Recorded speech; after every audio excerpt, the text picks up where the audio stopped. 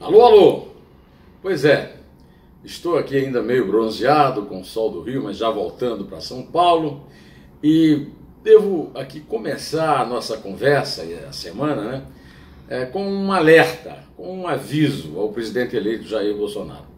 Pelo que eu estou vendo, a economia, que é o grande desafio, ainda nesta sexta-feira, eu almocei com meu amigo Zé Paulo Cavalcante Filho, lá de Pernambuco, grande jurista, que fez parte daquela comissão que sugeriu a Constituição, caso o Tancredo tivesse sido presidente. O Sarney até usou o trabalho, mas a Constituinte jogou no lixo. E o Zé Paulo falou para mim, olha, se der certo a economia, o resto vai de cambulhada. O problema é a economia. A economia estará em excelentes mãos, mas num momento muito difícil. Na economia, no comando da economia, estão aquilo que o Estadão chamou ontem de Chicago Oldies. Os velhinhos de Chicago, é uma brincadeira com os Chicago Boys, né, do Milton Friedman. Pois é, o pessoal do Paulo Guedes tem geralmente assim, um apoio muito forte. Menos o Joaquim Levy no BNDES, meu amigo Nando Moura, por exemplo, resiste muito a ele. O Joaquim foi secretário de Fazenda de Sérgio Cabral. Isso realmente é terrível. Sérgio Cabral é hoje reconhecido pela justiça como o maior ladrão da história do Brasil. Agora, o secretário da Fazenda participou daquela festa de guardanapos e tal, mas participou do roubo. Ele de nada foi acusado. Depois ele foi ministro da Fazenda da Dilma. Então ele foi ministro da Fazenda da presidente de mais baixo QI da história da República. Bom, acontece que o Joaquim Levy tem muito prestígio no mercado, apesar disso tudo, no Brasil e no exterior, tanto que ele era diretor financeiro do Banco Mundial. E o Joaquim Levy tem uma missão espinhosa e fácil de ser avaliada. Ele é presidente do BNDES e nessa condição ele tem a obrigação de abrir a caixa de Pandora do BNDES e explicar coisas que, por exemplo, o Joesley não explica. Como é que o BNDES transformou o Joesley Batista de um açougueiro de duas portas em Anápolis, Goiás, no produtor e comercializador de 80% da proteína animal do mundo, com nosso dinheiro, nossos impostos. E também os ricaços, ditadores brutais, tribais da África, que o BNDES financiou. E essa história horrorosa do Porto de Mariel, conectado com mais médicos. Olha, ele vai ter que mostrar serviço logo. E se não mostrar esse serviço, não vai ser com o currículo que ele vai se defender. Ele está naquela posição de ou dá ou desce, né? Ou ele dá condições do Bolsonaro manter o convite do Paulo Guedes, ou ele vai ser obrigado a descer do bonde. O bonde vai andar de forma mais complicada, com mais paradas, com mais estações, com mais atropelos em duas áreas, né? A área da educação e a área do comércio e das relações exteriores. Para a educação, o Bolsonaro, segundo dizem, por sugestão de Olavo de Carvalho, vai nomear Ricardo Vélez Rodrigues. Sobre o Ricardo Vélez Rodrigues, eu colhi algumas opiniões em Juiz de Fora e também fora de Juiz de Fora, né? O meu amigo, meu conterrâneo César Benevides, um professor ilustríssimo, muito capacitado, foi reitor da Universidade Federal do Mato Grosso do Sul e mora hoje em Campo Grande, me passou um WhatsApp dizendo que ele conhece Vélez e que sabe que ele tem capacidade de enfrentar o grande abacaxi que é a educação no Brasil, né? Talvez o próprio Bolsonaro diz isso, né? O Ministério do Futuro.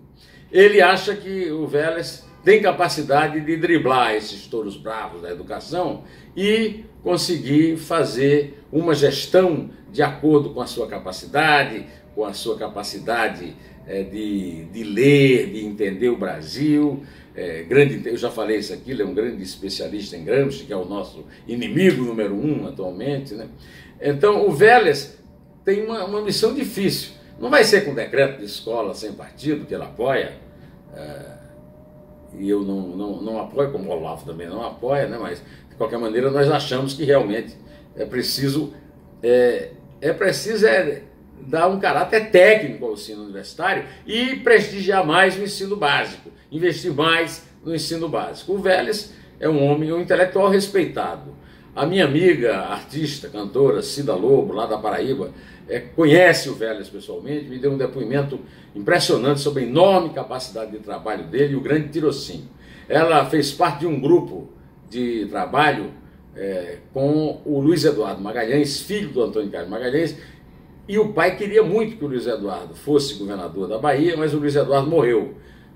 E na morte, então, foi decepada essa possibilidade de vir a herdar lá o trabalho que o Antônio Carlos fez no governo da Bahia. O Vélez era o homem encarregado da área da educação. E nas reuniões que ela teve com ele, a Cida elogiou bastante o trabalho do Vélez e a sua enorme capacidade de planejamento estratégico. É disso que nós vamos precisar no Brasil.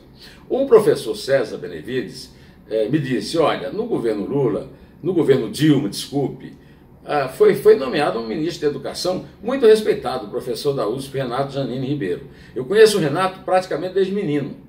Não o César Benevides. Eu era muito amigo dos pais dele, né?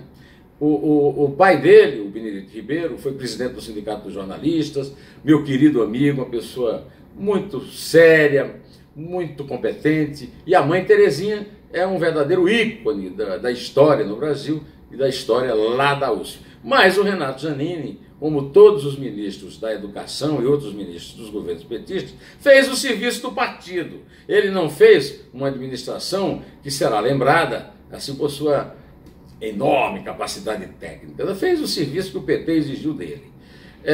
A outra área, né, que é a área das relações, do comércio e das relações exteriores, o comércio vai ficar com a equipe econômica, mas relações exteriores vai ficar com o embaixador Ernesto Araújo, que tem muita gente caindo de pau nele aí. Eu já citei aqui a opinião do colega dele, diplomata, Carlos Serapião, que serve na Universidade de Moscou. E na sexta-feira, na posse do Joaquim Falcão, na Academia Brasileira de Letras, eu tive a alegria e a honra de cruzar com um casal muito amigo meu, que eu não via há muito tempo, até porque ela foi embaixadora na Costa Rica, depois foi para Genebra e agora atualmente está em Brasília. O Paulo, marido dela, meu velho amigo, eu conheci antes de conhecer a embaixadora Maria Dulce de Barros. E a embaixadora me deu um depoimento muito importante para mim, porque ela é uma pessoa que está completamente infensa a essa guerra ideológica no Itamaraty, e ela disse, nós estamos precisando de um Itamaraty unido, em torno do Ernesto Araújo, que é um intelectual muito competente, muito hábil e muito bom estrategista. É um especialista em comércio exterior, sabe das coisas, muito preparado, e segundo ela, tem a capacidade para fazer o que o Itamaraty precisa, o que o Ministério das Relações Exteriores do Brasil precisa. E sabe o que ela acha que precisa? Precisa de união para recuperar, para restaurar, para reestruturar o Itamaraty que o PT jogou no lixo. No lixo! Nas gestões de Celso Amorim, Marco Aurélio Garcia e outros menos votados, que foi uma gestão voltada para encher os cofres dos ditadores tribais africanos e caribenhos, os irmãos Castro em Cuba, o Nicolás Maduro na Venezuela, que está nessa desgraça que vocês sabem, aquelas atitudes caridosas, como dispensar patrimônio da Petrobras na Bolívia, do bolivariano Evo Morales, etc, etc. A embaixadora Maria Dulce de Barros acha que o Itamaraty precisa voltar ao prestígio que tinha antes no Brasil e no mundo, e isso só vai ser possível com uma gestão que seja realmente técnica, competente e liberal, né? Ao contrário do socialismo. Aliás, que socialismo é esse? Ontem eu falei para vocês desse episódio grotesco que foi o assalto que o Lula e a Dilma fizeram aos fundos de pensão, que é um assunto que eu venho acompanhando há muito tempo. E aí hoje, assim que nós acordamos para viajar para São Paulo, a Isabel me lembrou que esse é o pior tipo de crime, é você roubar aposentadoria, pessoas trabalharam a vida inteira, economizaram para ter uma boa velhice, e esses canalhas roubaram os fundos de pensão, roubaram inclusive o contribuinte que ajudam a financiar os fundos de pensão do Banco do Brasil, da Petrobras e da Caixa Econômica Federal, que são os que estão despertando novas investigações da Polícia Federal e do Ministério Público Federal.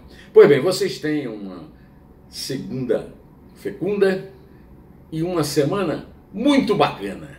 Eu aqui vou colocar embaixo aqui das minhas explicações onde você pode me localizar fora aqui do YouTube, né? Vai estar tudo lá, os links vão estar tudo lá. Por enquanto eu fico aqui direto ao assunto. Em té e Deus é mais.